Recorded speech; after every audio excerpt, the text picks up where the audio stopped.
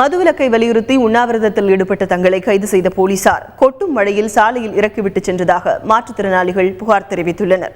December 3 என்ற மாற்றுத்திறனாளிகள் இயக்கத்தினர் மதுவிலக்கை வலியுறுத்தி சென்னை மெரினா கடற்கரையில் உழைப்பாளர் சிலை அருகே உண்ணாவிரத போராட்டத்தில் ஈடுபட்டனர். காலையில் அவர்களை கைது செய்த போலீசார் ராயப்பேட்டையில் உள்ள சமூக நலக்கூடத்தில் தங்க வைத்திருந்தனர்.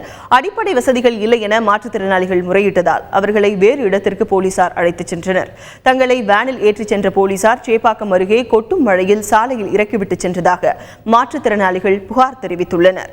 நாங்கள் உங்களை ஒரு நல்ல இடத்துக்கு கொண்டு போகிறோம், இங்கே கழிவறை இல்லை, பக்கத்தில் உள்ள கல்யாண மண்டபங்கள்லாம் பார்த்தோம், அந்த கல்யாண மண்டபத்திலலாம் நிகழ்ச்சிகள் இருக்குது, அதனால் ஸ்டேட் கெஸ்ட் ஹவுஸ் பக்கத்தில் அரசு விருந்தினர் மாளிகை பக்கத்தில் எங்களோட போலீஸ் இடமே ஒரு இடம் இருக்குது, அங்கே மாற்றுத்திறனாளிகளுக்கான கழிவறையெல்லாம் இருக்குதுன்னு சொல்லி எங்களை திருப்பி வண்டியில் ஏற்றி, ஏன்னா இதில் 15 பேர் மாற்றுத்திறனாளிகளில் தவழ்ந்து செல்கிறவங்க கையெல்லாம் வலிக்கும், ஆனால் அந்த பேருந்து கூட மாற்றுத்திறனாளிகள் ஏறுற மாதிரி இல்லை, அந்த வேனு கூட ஊனி தான் நாங்கள் ஏற வேண்டியது இருந்துச்சு. அவ்வளோ கஷ்டப்பட்டு வந்தால் அங்கேயே நாங்கள் கேட்டோம், இதுக்கு மேலே திருப்பி வேற எங்கேயாவது கூப்பிட்டு போவீங்களா சார் அப்படின்னு நாங்கள் கேட்டோம். இல்லை அங்கெல்லாம் கூப்பிட்டு போக மாட்டோம் சார், அங்கே ஒரு இடம் தான் அப்படின்னு சொல்லிட்டு இங்கே கூப்பிட்டு இப்படி இருட்டில் பாலத்துக்கு கீழே அனாதை மாதிரி விட்டு போயிட்டாங்க.